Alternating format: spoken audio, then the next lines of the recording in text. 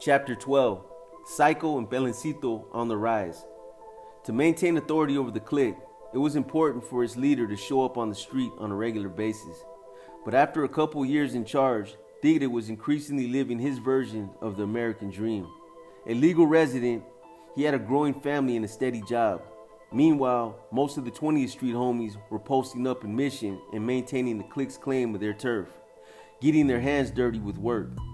When Tigre made his first attempts to herd the clique back in line at the meeting at Sutro Park immediately after VENMO's murder, his list of rules for the gang demanded non-aggression toward other Sureño gangs in the city, including the 11th Street Sureños. These gangs had a natural right to earn a living in the barrio, the same as the 20th Street clique did, Tigre insisted, and they should be left alone to do it. In Tigre's increasing absence on the street, Psycho and Belencito assumed more control over the clique, especially the newer, younger recruits. The new booties in the gang did not maintain much allegiance to Tigre. Psycho and Belencito, meanwhile, were grabbing the reins of power and launching a violent campaign to assert the gang's dominance over its rivals, including the other Sureño gangs that Tigre insisted should be left alone. When a junior member of 20th Street informed Psycho that a friend of his, a member of the 11th Street Sureños, was bragging about how much money they were making from selling crack in the Tenderloin district, Psycho was enraged.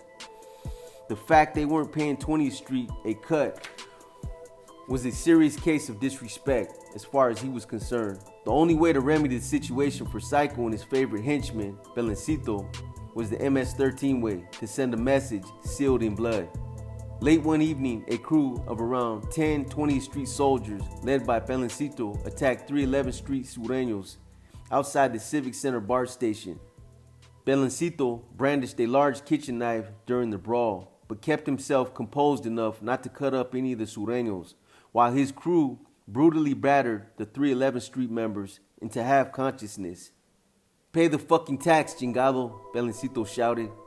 He leaned over one of the badly beaten Sureños and grabbed his collar, pushing his face within an inch of his own. He spit and heaved a heavy breath in the teenager's face, brandishing the knife near his throat. "The next time someone gets chopped up," Belencito said. The 20th Street soldiers ripped through the Sureños' pockets, taking their drugs and cash, leaving them dazed and bleeding. The following day, as some of the 20th Street clique were playing soccer in Mission Playground, 2 leaders of the 11th Street Sureños marched into the park. They confronted Psycho and demanded to speak with Tigre. Knowing they were there to complain about the attack on their homies the night before, Psycho told them that Tigre never came to any hood anymore. The pair of Sureños left the park rebuffed. Psycho and Belencito now expected some retaliation from 11th Street. They were intentionally opening 20th Street's war on multiple fronts. After an extended period of truce under Tigre's more moderate leadership, it wasn't just the Norteños that the clique was attacking. With a force of around 130 members by now, 20th Street was moving against the 11th Street Sureños, as well as setting their sights on the Miseros. The Miseros were also making bank with their re-established fake ID business and selling drugs in the Mission. Now they were on Psycho and Belencito's list of rivals to be terrorized into compliance. The deep fissure dividing the 20th Street clique between its old guard and new booties became apparent to Santini when he learned that Psycho and Belencito called a gang meeting and invited only the newer members who were loyal to their emergent leadership. The unsanctioned meeting was held in Dolores Park, a few blocks away from Mission Playground. Psycho and Belencito jumped in a few new booties and punished a few others with check-down beatings for minor indiscretions. Regular 20th Street business was conducted, an entire gang meeting from start to finish, with Psycho running the whole show.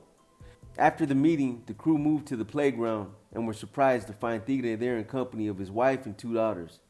Although Psycho, Belencito, and Tigre spoke to one another, the vibe between them was tense. There was no mention of the meeting that just occurred. Psycho knew that the KG older homie must have shown up at that moment for a reason, and not just for a day in the park with his family. Someone must have tipped off Tigre. Tigre now planned to call a meeting of the old homies to gauge how much support there was for him as the clique's leader.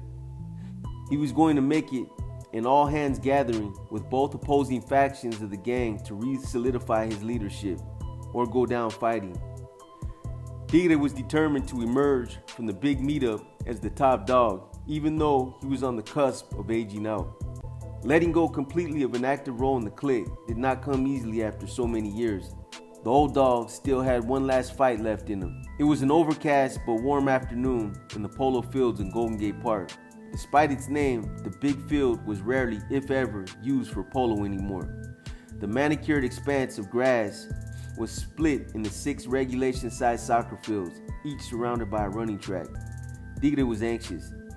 He wasn't sure if Psycho and his crew would show up strapping guns, but he knew a few of the old dogs present always packed heat in their waistbands for such occasions. These were the veteran homies who had been doing work on the streets of the mission since before Pelencito and Psycho arrived in the States and earned their MS-13 stripes. They had mostly aged out of the gang by now, and it took Tigre some serious lobbying to convince them to show up. Psycho, Pelencito, and the youngsters are like marabunta. Tigre told the group of old dogs gathered on the benches as they waited together for the new booties to show up. Predatory ants that are gathering in droves and migrating, devouring everything in their path. Like ants, you feel me? They don't respect their environment and they destroy everything with no regard for others. It has to stop now. After an hour and a half of waiting with no word from Psycho and his crew, Tigre was ready to postpone the meeting and let the senior mareros go home to enjoy Sunday evening with their families. He called the group together to discuss rescheduling. Just then, Psycho and Indio arrived in the parking lot, followed by a dozen young 20th Street members. Tigre saw right away this would be the big showdown. He stood up near the bleachers with the crew of old dogs backing him up. Psycho strode right up in front of him and stood face to face with Tigre with his contingent of new booties gathering around. "So who's managing all these youngsters, Psycho?" Tigre demanded. "Me and Pelencito are both leaders now," Psycho said.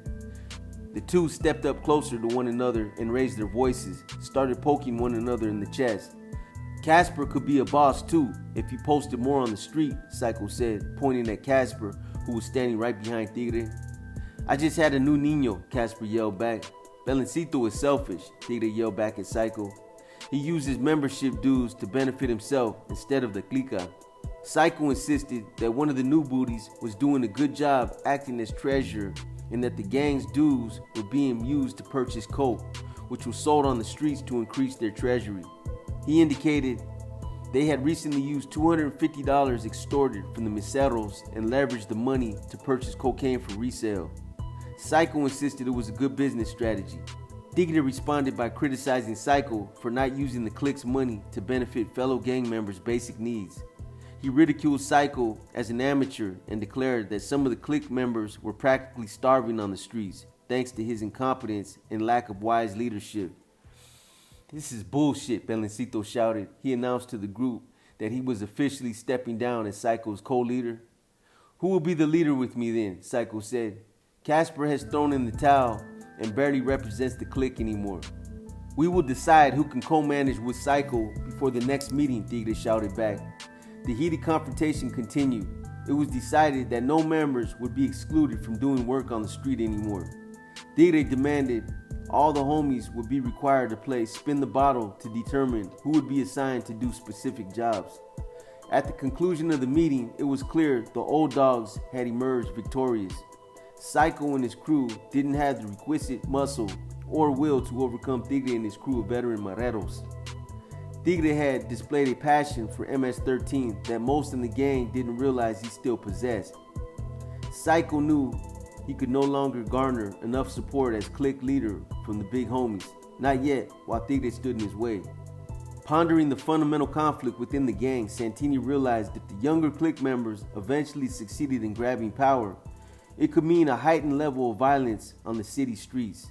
The old guard was bad enough, but Psycho and Pelencito represented a different breed that committed violence more randomly, sometimes seemingly for its own sake. Not only was the dangerous gang Santini began targeting a couple years earlier still functioning, it threatened to morph into something worse. Before his initial release as an undercover informant, Casper was housed with other MS-13 members held in jail. He had briefed Santini that they had told him 20th Street was forming into 3 groups, each with separate objectives. The 3 teams included the new booties, who consisted of newly jumped-in recruits that were required to constantly post up the clique's turf at 20th and Mission Streets.